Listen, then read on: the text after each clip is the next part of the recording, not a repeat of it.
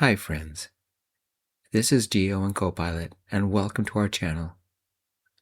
Today it's a winter storm, a hidden room, and a letter written in a language that shouldn't exist. Micah and Elias are back, and they uncover a truth older than the coast itself. This is called The First Ones of the Drowned Coast. Chapter 1. I pushed open the heavy library door and stepped into the winter evening hush. The place always smelled like damp and old paper, the kind of scent that clung to your clothes long after you left. I liked it. It made me feel like the walls remembered things. I brushed snow from my shoulders and adjusted my glasses. My hair kept falling forward, straight and uncooperative, so I tucked it behind my ear and headed toward the studies room. Elias was already there, leaning over a stack of journals like he was trying to wrestle them into submission. He looked up when he heard me. His jacket was still half unzipped, and his breath fogged in the cold air drifting through the cracked window. He always ran warm, even in winter. I envied that. "You're late," he said, but he smiled. "I saved you the good chair." I set my black coffee on the table. "The good chair is the one that doesn't squeak." "That's the one," he said, "mostly." We worked in silence for a while. The library creaked around us, settling into the night. I liked evenings here. The students were gone, the lights were low, and the shadows felt thicker than they should. I was sorting through a set of misfiled maritime logs when a cold draft brushed the back of my neck. I turned. Nothing. Just rows of shelves disappearing into the dim. Elias noticed. "You okay?" "Yeah," I said, though the air felt wrong. Thought I felt something. He followed my gaze. "Probably the vent." "There's no vent over there." He frowned, stood, and walked toward the far shelf. I followed, coffee in hand. The draft grew stronger. The shelf trembled under Elias's touch. "Micah," he said quietly, "help me push." We pressed our shoulders to the wood. It groaned, then shifted inward with a slow, reluctant swing. A hidden room. Dark, cold, waiting. Elias exhaled. "Well, that's new." I stepped inside first. My coffee steamed in the freezing air. The floorboards creaked under my boots. And on a small desk in the center of the room sat a single envelope, sealed with cracked red wax. My name wasn't on it, but someone's was. "To the last one who remembers." My stomach tightened. Elias stood close behind me, warm and steady. "Micah," he whispered, "what is this place?" I didn't answer.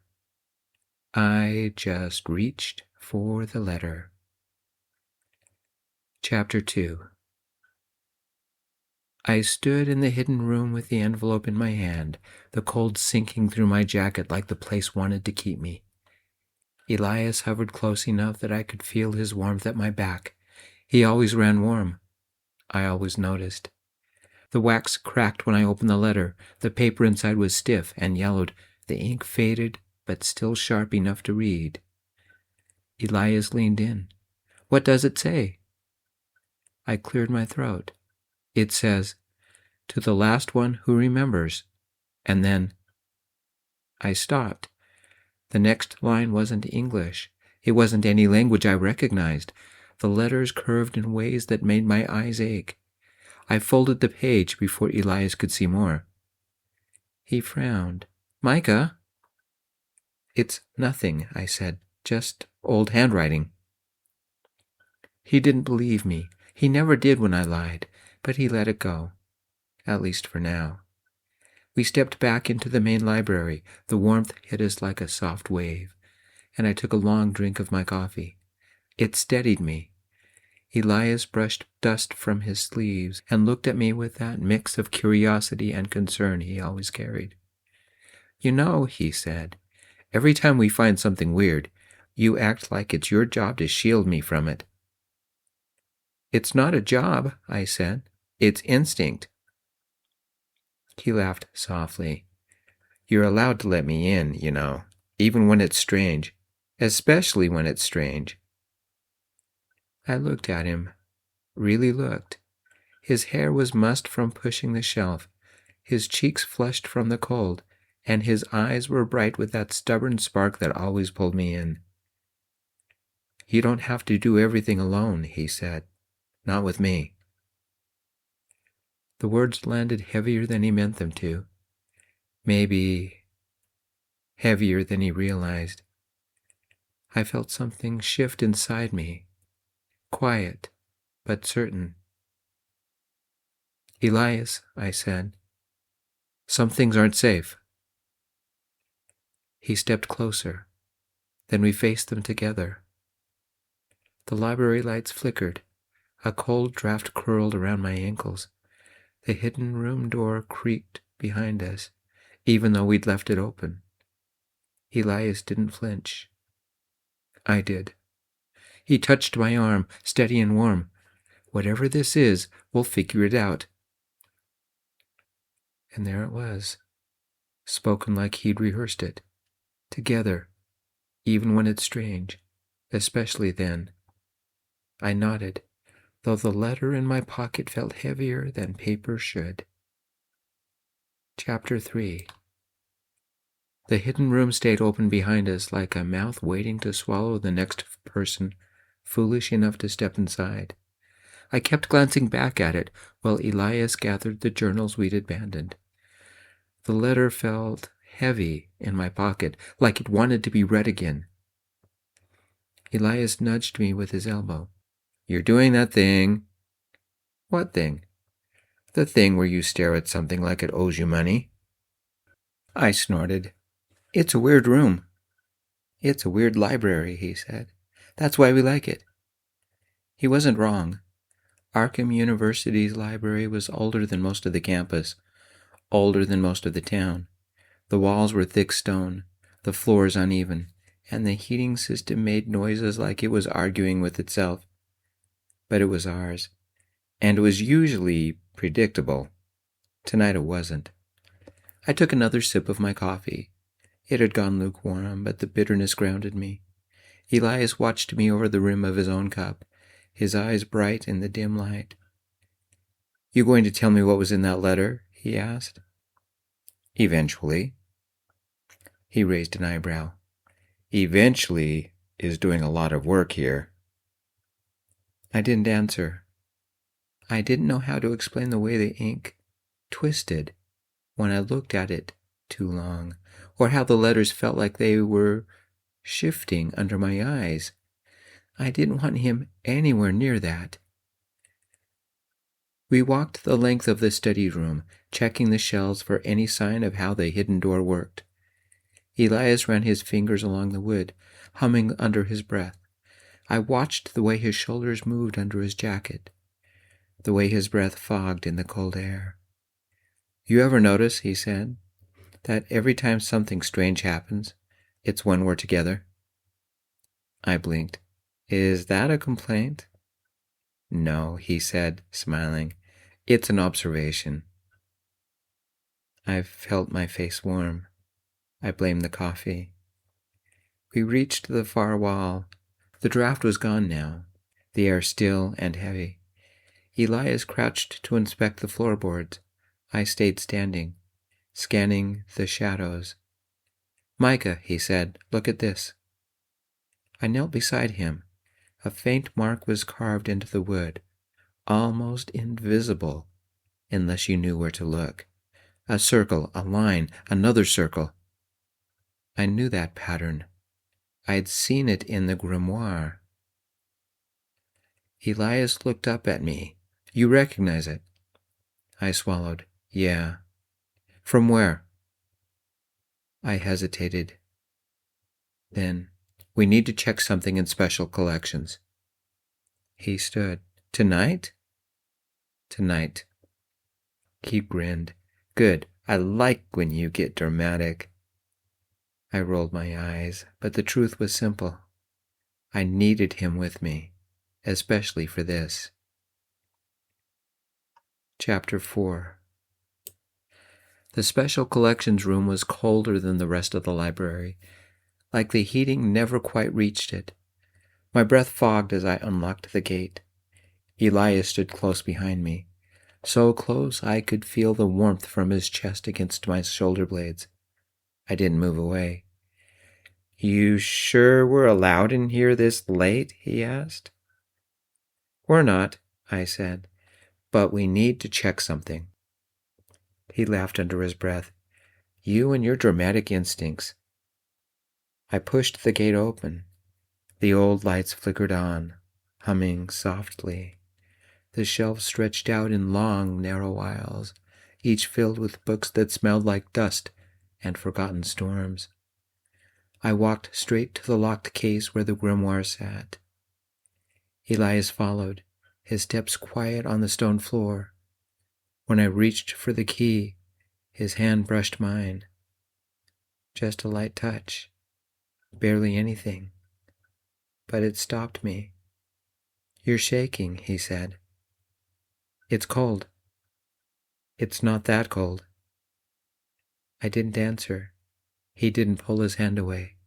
For a moment, we just stood there, fingers touching, the room silent except for the hum of the lights. Then I unlocked the case. The grimoire of shadows and echoes sat inside, its cover dark and warped. Elias leaned in, shoulder pressed against mine. I felt the contact all the way down my spine.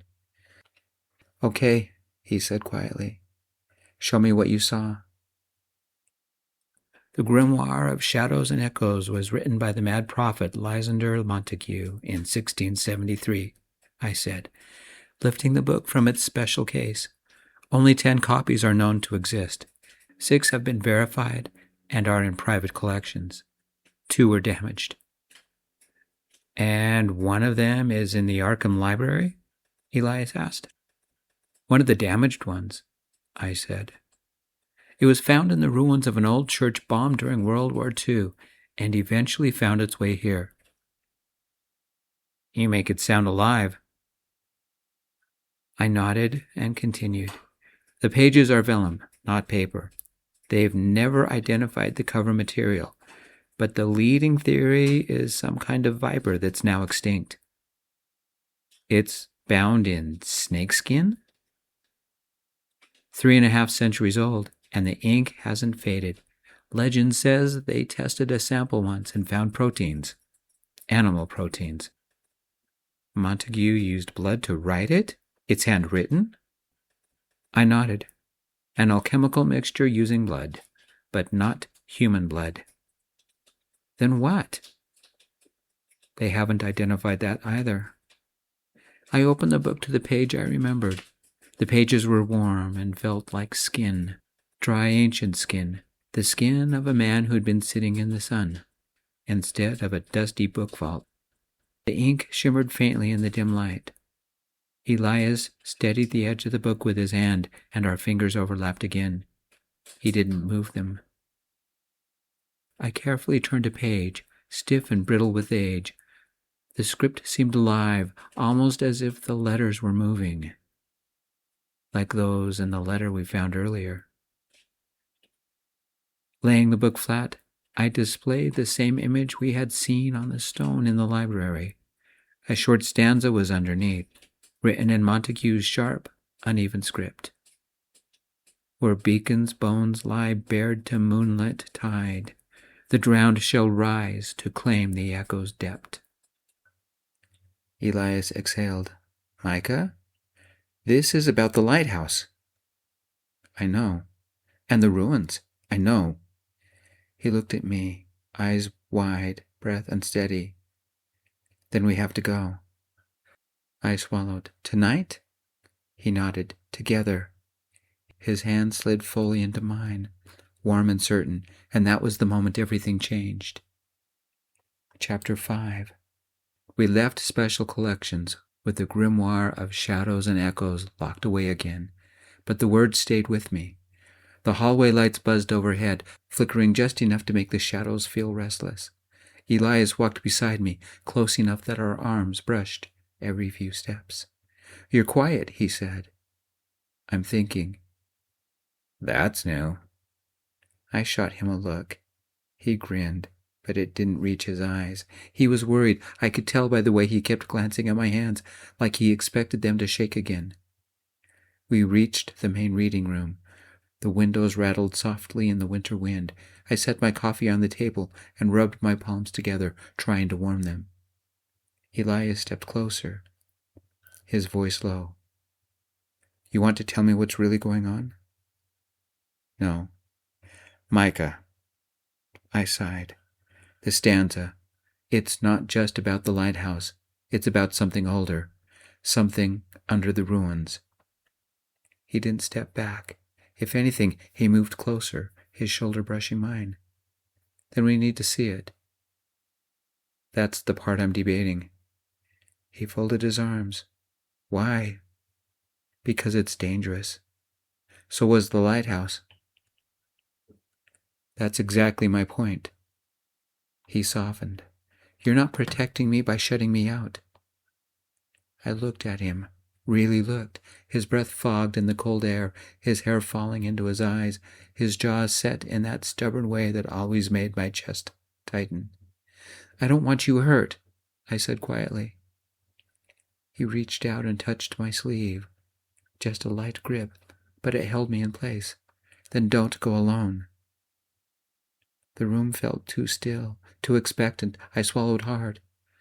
"I'm not sure we should go at all." Elias stepped closer until our hands almost touched.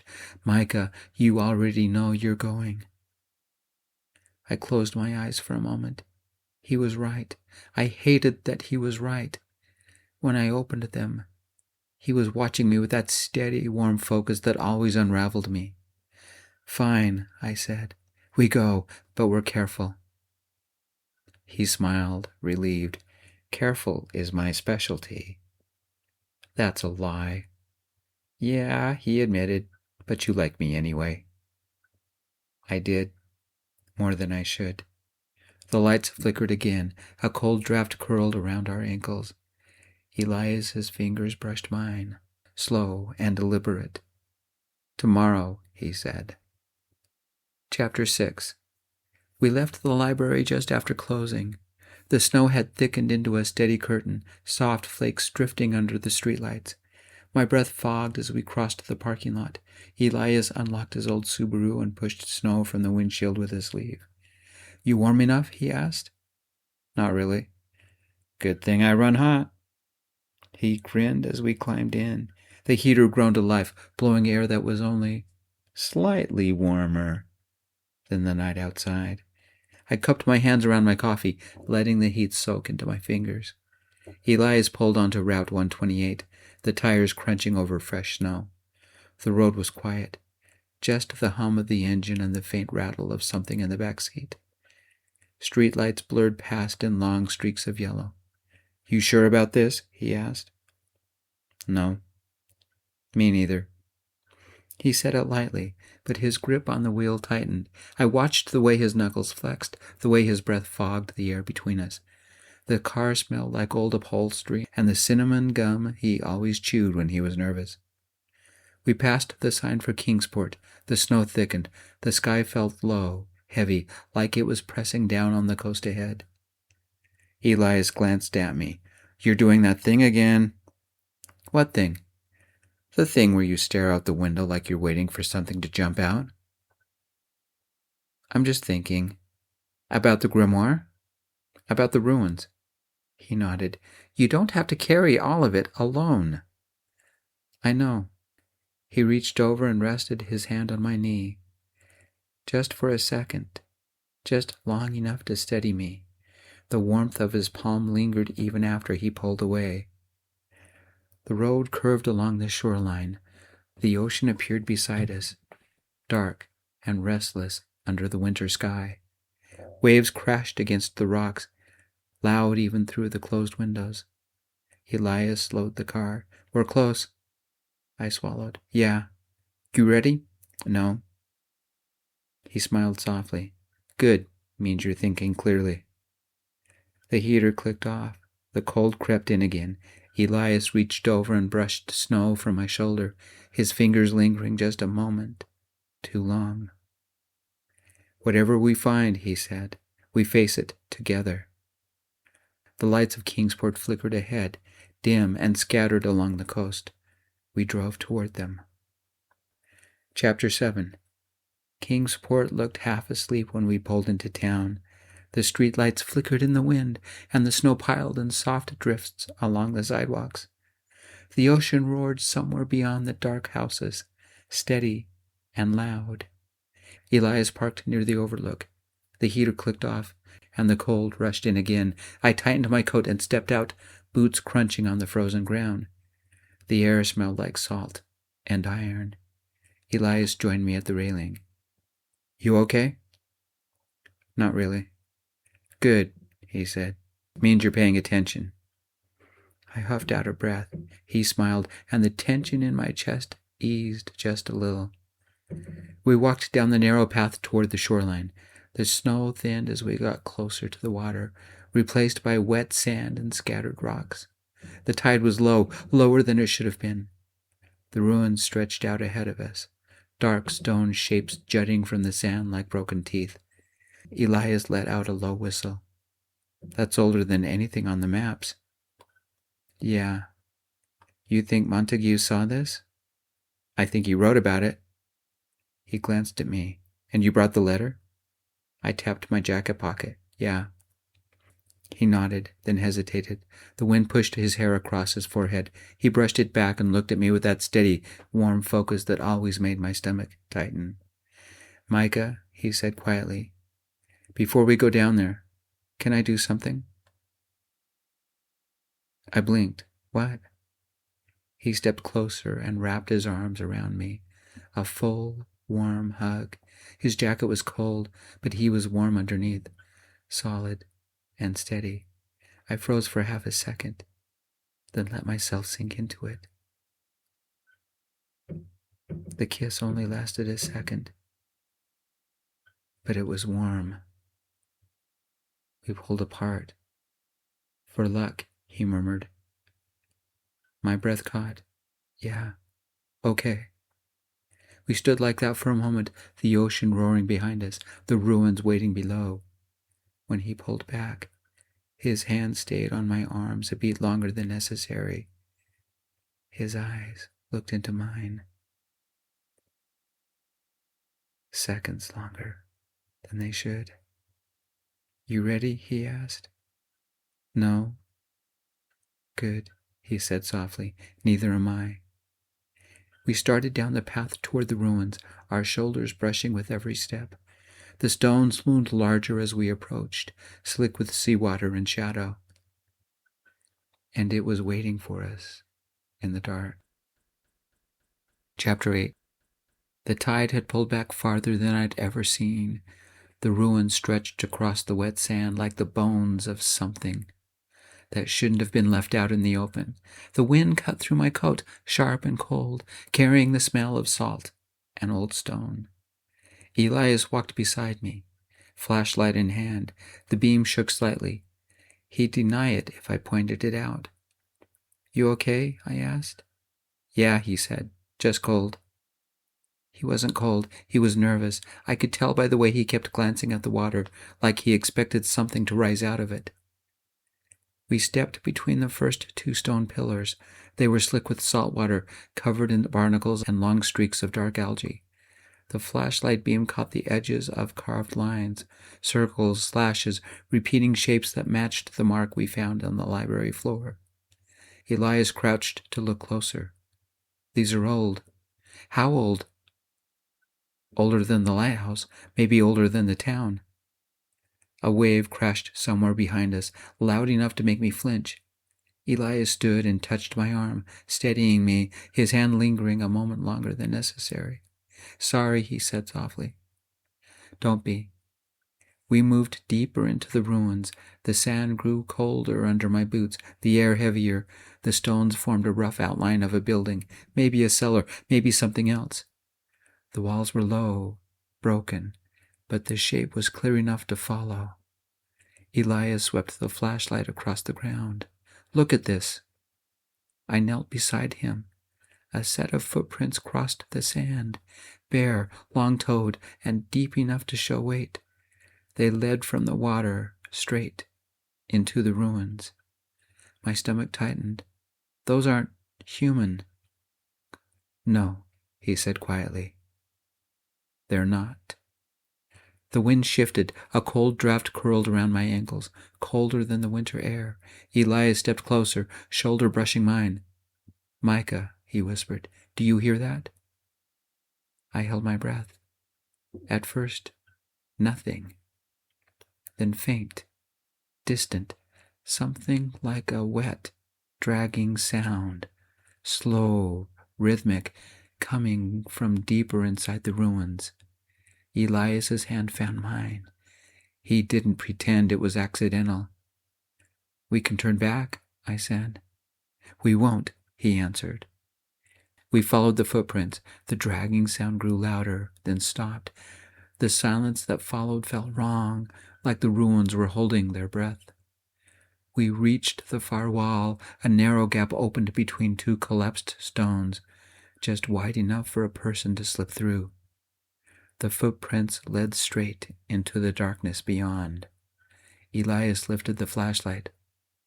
"I'll go first." "No," I said, grabbing his sleeve. "I will." He looked at me, eyes wide in the dim light. "Micah, I'm not letting you walk into that alone." He swallowed, then nodded. "Okay, together." We squeezed through the gap. The space beyond was colder, the air damp and still. My breath fogged in front of me. The flashlight beam flickered, then steadied. Something moved in the corner. A shape. Low to the ground, wet, still. Elias tightened his grip on my hand. "Micah," he whispered, "don't move." The shape shifted again, slow and deliberate, like it was listening. Then it turned toward us, and the ruins went silent. Chapter 9. The shape in the corner shifted again, slow and wet, like it was testing the air. Elias's grip on my hand tightened until our knuckles pressed together. I didn't pull away. I needed the contact as much as he did. The flashlight beam trembled across the stone floor. The creature lifted its head. My breath stopped. The pale skin, the long webbed fingers, the hollow lidless eyes that reflected the light without blinking. I knew that face. I'd seen it in the lighthouse. I felt its hand close around my ankle as the water rose. Elias whispered, "Micah, that's impossible." "It's them," I said. My voice came out thin. "The same ones." The creature crawled forward, its limbs bending in ways that made my stomach twist. Water dripped from its body, pooling on the stone. Its mouth opened, slow and wide, revealing rows of small, sharp teeth. Elias stepped closer to me, shoulder pressed against mine. "We need to move." "Not yet." "Micah, look." More shapes shifted in the water. 2, 3, maybe more, their bodies glistening in the dim light, slick with seawater. They moved with a slow, deliberate rhythm, like they were listening for something. Or someone. Elias's breath hitched. "They followed us." "No," I said. "They were already here." The creature nearest us let out a low, rattling sound. Not a growl, not a hiss, something in between. The sound vibrated through the stones under my booth. Elias grabbed my sleeve. "Micah, we have to go, now." I nodded, but my legs didn't move. The memory of the lighthouse hit me hard. The freezing water, the broken railing, Elias shouting my name as the creatures pulled me under. I felt the same cold now, crawling up my spine. Elias stepped in front of me, blocking the creature's path. "Micah, look at me." I forced my eyes away from the thing on the floor and met his gaze. His face was pale, but his eyes were steady. "We're leaving," he said. "Together." The creature lunged. Elias yanked me backward. We stumbled through the narrow gap in the stones, scraping our shoulders on the rough edges. The flashlight beam swung wildly, catching glimpses of pale limbs and wet stone. The dragging sound followed us. We burst into the open ruins, the cold night air hitting us like a slap. Elias didn't let go of my hand. He pulled me toward the shoreline, boots slipping on the wet sand. Behind us, the creatures crawled out of the gap, their bodies glistening under the moonlight. Elias gasped, "Micah, run!" We ran, and the ruins came alive behind us. Chapter 10. We sprinted across the ruins, boots slipping on wet stone. The creatures crawled after us, their limbs scraping against the ground in slow, deliberate rhythm. Elias pulled me toward a narrow passage between two collapsed walls. "This way," he shouted. I followed, breath burning in my chest. The passage twisted sharply, then dropped into a lower chamber. We slid down the slope, landing hard on damp sand. Elias winced. "You okay?" "Yeah, you?" "Ask me later." We scrambled to our feet. The chamber was small, boxed in by stone on three sides. The only exit was the slope. We'd just fallen down. Behind us, the dragging sound grew louder. Elias's voice dropped. "Micah, I think we took the wrong turn." "No kidding." He grabbed my arm, pulling me close as the first creature appeared at the top of the slope. Its pale fingers curled over the edge, water dripping from its hand. Another shape moved behind it. Then another. We backed up until our shoulders hit the far wall. "Micah," Elias whispered, "tell me you have an idea." "I'm working on it." My flashlight beam swept across the chamber. The walls were carved, circles, lines, repeating shapes, but one carving stood out, a stone disc half buried in the sand, marked with symbols I recognized from museum displays and anthropology lectures. Indigenous, pre-colonial, centuries old. But the stone was older than that. The edges were worn smooth, the carvings deeper than anything I'd seen in a curated exhibit. I knelt and brushed sand away. The symbols weren't indigenous. They were layered beneath them. Older. Much older. Elias crouched beside me. "What is that?" "A marker," I said. "A boundary stone." "For what?" I swallowed. "For something that was here before the tribes settled this area." He stared at me. "Micah, are you saying?" "Yes." My voice shook. "These creatures didn't come from the sea. They didn't arrive with the colonists.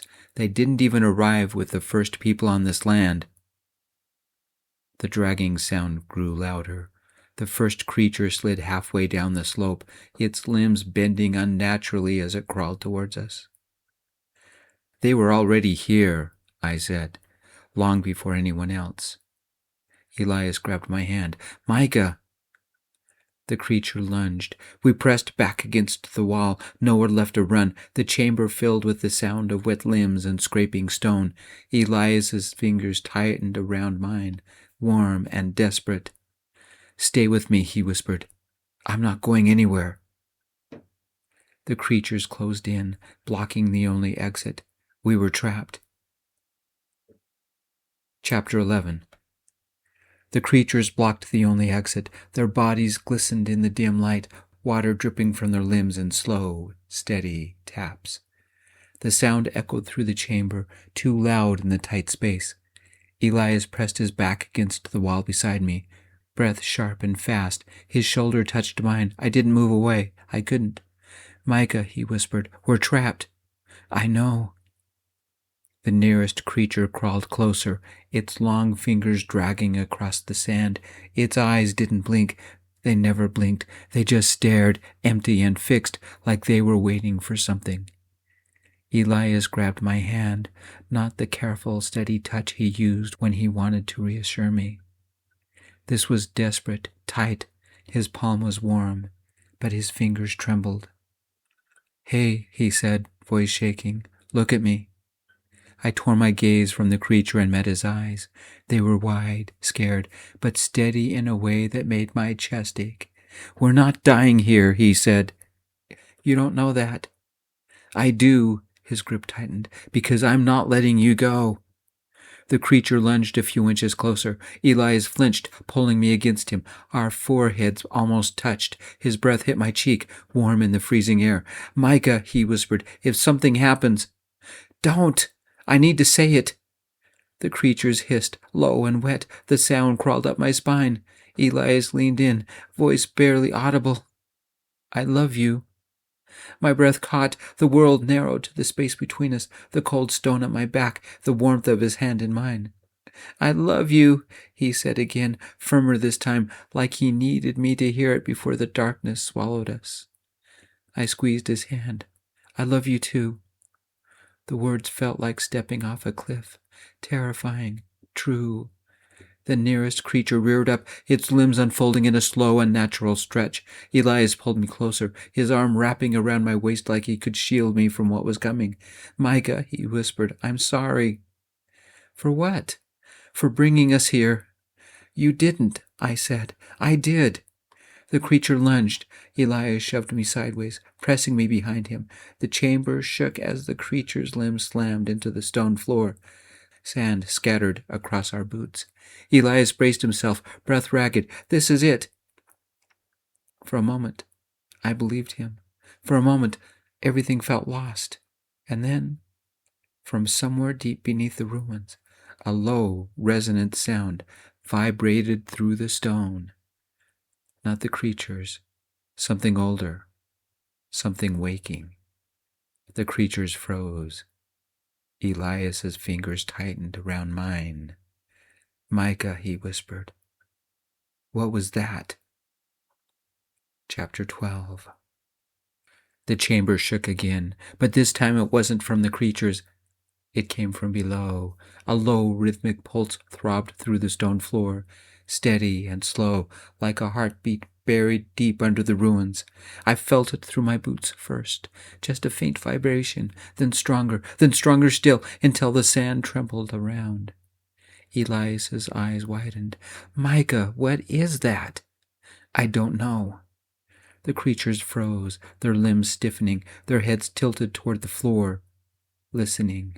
The pulse grew louder, vibrating up my legs, into my ribs, into my teeth. It felt wrong, like the ruins themselves were waking up.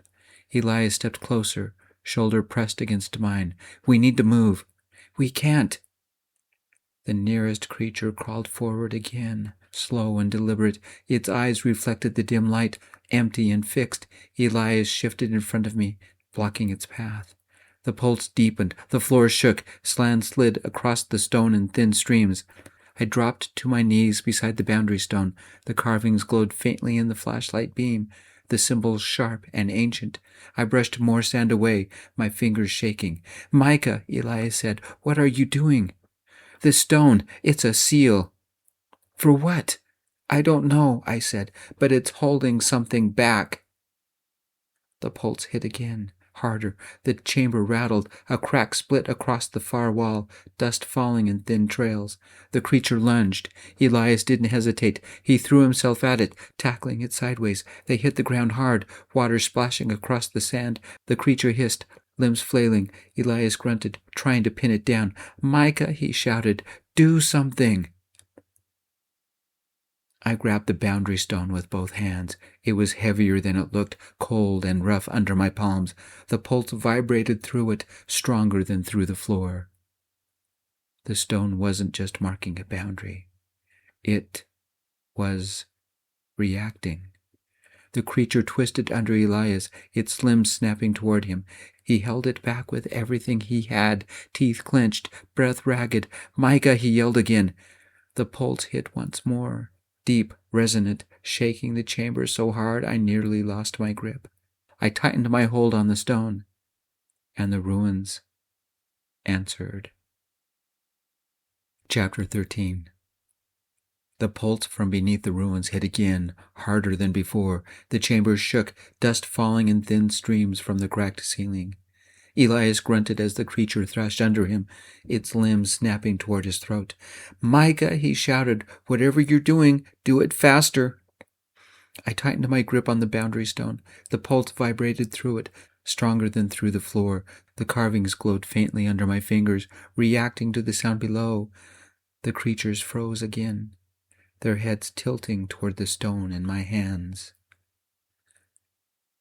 Elias noticed. "Micah, they're afraid of it." "Not afraid," I said, "angry." The nearest creature hissed, a wet, rattling sound that made my stomach twist. It reached behind its back with one long arm and pulled something from the shadows. A weapon. Rough-hewn, sea-worn, a jagged shard of stone lashed to a length of driftwood with strips of dark, water-soaked sinew. The blade absorbed the flashlight beam instead of reflecting it, swallowing the light whole. The air around it felt colder, heavier. Elias's voice dropped. "Micah, that thing is older than anything in this ruin." Another creature crawled forward, dragging a similar weapon. The blades radiated a kind of hatred I could feel in my teeth, a pressure that made my teeth catch. "They didn't make these recently," I said. "They've had them for centuries."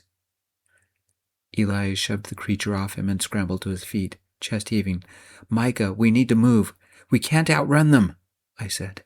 "Then what?" I looked at the boundary stone. The pulse vibrated through it again, deep and resonant. The carvings glowed brighter. "The stone is a seal," I said. "It's holding something back, something they don't want released." Elias stepped beside me, close enough that our shoulders touched. "So we use it." The creatures hissed in unison, their weapons raised. The air thickened with the sound of their breath, wet and ragged. Elias reached for my free hand. "Micah, whatever happens, I'm with you." I squeezed his fingers. "I know." The pulse hit again, louder, stronger, shaking the chamber so hard the stones groaned. The creatures lunged. I lifted the boundary stone, and the ruins answered. Chapter 14. The ruins shook as the pulse hit again, louder, deeper, vibrating through the stone until my teeth rattled. The creatures lunged, their ancient weapons raised, the blades swallowing the flashlight beam like they were hungry for it. Elias braced himself beside me, breath sharp, shoulders squared. "Micah, now!" I lifted the boundary stone. The carvings flared with a cold, pale glow. The pulse beneath the ruins answered, rising in pitch until the chamber hummed like a struck bell. The creatures froze mid-lunge, their limbs twitching, their eyes fixed on the stone in my hands. Elias grabbed my free hand, grounding me. "You've got this." The pulse surged upward through the stone, through my arms, through the floor. The chamber shook so hard dust rained from the ceiling. The creatures shrieked, wet, rattling cries that scraped the air. The boundary stone vibrated violently. I tightened my grip, knuckles white. "Micah," Elias shouted, "hold on." "I'm trying." The pulse hit one final time, sharp, resonant, powerful enough to knock the nearest creature backward. Its weapon clattered across the stone, the blade dimming as it hit the ground. The others recoiled, limbs folding in on themselves. Their bodies shuddered, then collapsed into the sand like puppets with cut strings. The chamber fell silent. The pulse faded. The ruins stilled. I sagged forward, breath shaking. Elias caught me before I hit the ground, arms wrapping around my shoulders. His jacket was cold, but he was warm underneath, steady and real. "You did it," he whispered. "We did it." He pulled back just enough to look at me. His face was flushed, eyes bright with relief and something softer. He lifted a hand and brushed snow-damp hair from my forehead, his fingers lingering. "You scared me," he said gently. "You scared me first." He huffed out a shaky laugh. "Fair." The ruins groaned as the tide began to creep back in, water pooling around the fallen stones. Elias squeezed my hand, firm and certain. "Let's go home," he said. I nodded. "Yeah, together." He leaned in and pressed his forehead to mine. Just a brief, warm touch, steady and grounding. A promise. A beginning. We climbed out of the ruins hand in hand. as the ocean swallowed the chamber behind us. Chapter 15. The library smelled like damp and old paper again. It felt almost comforting after the ruins, like the walls were relieved to have us back. Snow tapped lightly against the tall windows, the winter evening settling in around the building. Elias sat beside me at the long oak table, his jacket draped over the back of his chair, his hair still damp from the drive. I held a fresh cup of black coffee between my palms, letting the heat soak into my fingers. The grimoire of shadows and echoes lay open in front of us. The boundary stone rested beside it, wrapped in a cloth we'd borrowed from special collections. Elias kept glancing at it, like it might start glowing again. "You okay?" he asked. "Yeah," I said. "You?" "Ask me after I sleep for 12 hours. He leaned back in his chair, stretching his legs out under the table until his boot brushed mine. He didn't move it. I didn't either. I turned another page in the grimoire. The ink shimmered faintly in the low light. Elias leaned in, shoulder touching mine, warm and steady. "Look at this," I said. He shifted closer. "Another stanza?" "Not exactly." The page showed a rough map, hand-drawn, uneven, but clear enough. The coastline stretched north, past Kingsport, past the marshes, toward the main border. A small mark sat near the top of the page. Elias frowned. "Is that another site?" "Looks like it." He exhaled, long and slow. "So the ruins weren't the only ones?" "No," I said, "not even close." The library lights flickered. A cold draft curled around our ankles. Elias reached out and covered my hand with his, warm and certain. "You know," he said softly, "we don't have to go chasing every mystery this book throws at us." I looked up at him. His eyes were tired, but bright, hopeful, brave. "I know," I said, "but we're going to." He smiled. "Yeah, we are." Outside, the snow fell harder. Inside, the library hummed with quiet, steady warmth. Elias squeezed my hand once, gentle and sure. "Ready for the next chapter?" he asked. I nodded. "With you, always." The grimoire lay open between us.